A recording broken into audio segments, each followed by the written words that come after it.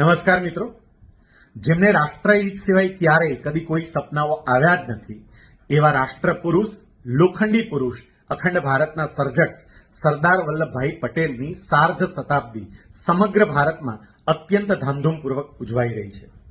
આખું ભારત જ્યારે સરદાર સાહેબને અંજલિ આપતું હોય ત્યારે એમનું વતન એવું ગુજરાત કઈ રીતે પાછું રહે.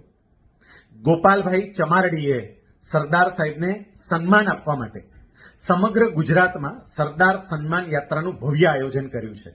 તારીખ 11મી સપ્ટેમ્બર 2025 થી 22મી સપ્ટેમ્બર 2025 આમ કુલ 12 દિવસ સુધી આ સરદાર સન્માન યાત્રા બારડોલીથી લઈ અને સોમનાથ સુધીના સમગ્ર ગુજરાતમાં ફરી વળશે અને જન સુધી સરદાર સાહેબનો સંદેશો પહોંચાડશે.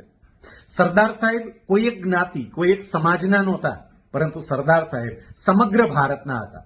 અને એટલે આ સરદાર સન્માન યાત્રામાં તમામ જ્ઞાતિ, તમામ ધર્મના લોકો જોડાઈ રહ્યા છે.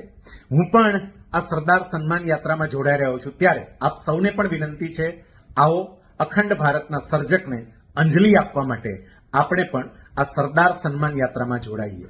જય હિન્દ.